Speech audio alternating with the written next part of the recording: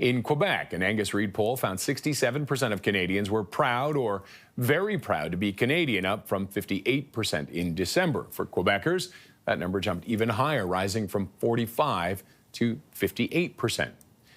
Joining me now is our CTV News political commentator and former NDP leader, Tom Mulcair. Tom, thanks as always for joining us. Good to be with you, Roger. Well, nothing brings Canadians together like bad Americans, right? It always gets us going and gets our pride coming out when the Americans do something. The big question is, what are the politicians up here going to do with it?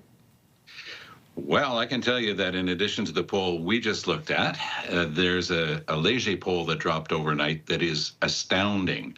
It shows a massive boost for the Liberals, especially if Carney takes over. So you put that together with the uncertainty and the insecurity that Trump is wreaking and the havoc that he's bringing to the economic sphere, and you understand that Canadians are looking for sound management.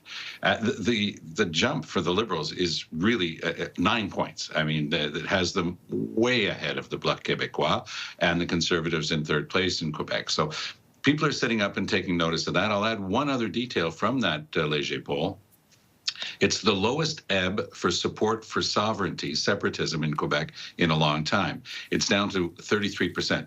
1/3 exactly. It had been in the 40% range. So that's a significant drop. So you can sense that, yes, you know, the anger about Trump is bringing people together in terms of patriotism, but it's also, to put it simply, the fear and the insecurity that comes with the threats of Trump that's bringing people together. Here in Quebec, you know, people might say, oh, yeah, I'd love to have an independent Quebec, separate, yeah. But you can just imagine, in the midst of all that insecurity, a lot of people are just saying, no, the last thing we need right now is a leap into the void. So it's really shaking the foundations of Canadian politics, no question about that. So what does Pierre Poilievre do with this? I mean, he had virtually an untouchable lead. Now it's maybe looking touchable. It's very tough for him and for all opposition leaders. They're just looking for a place. Now, I have to say that Poilievre has done a better job than most of finding subjects. He's had to pivot away from the carbon tax because that's dead.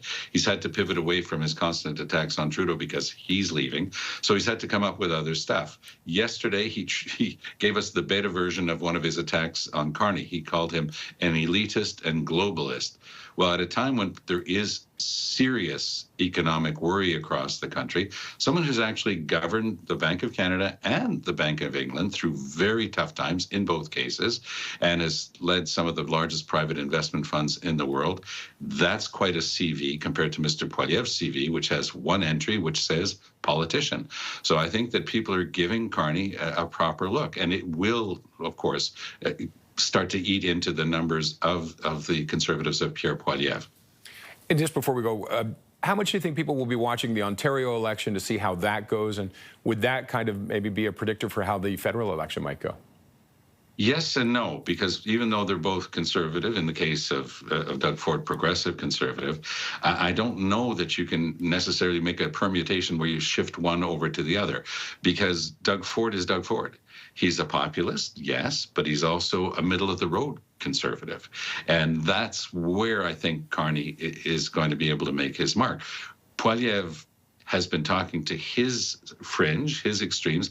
He'd also done a masterful political job of talking to younger people who had been always in Trudeau's camp and saying, look, you know, you're getting taken to the cleaners. You know, the older generation was able to buy houses, you won't be able to. So he talked about housing, he talked about cost of living, and he drew a lot of people over.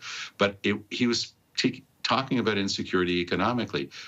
Now, Carney offers an alternative in terms of talking seriously about the economy. Will it be enough to reverse people's negative impressions and memories of the Trudeau years? That remains to be seen, but it's certainly shaking things up. Okay. Tom, thank you as always, sir. Appreciate it.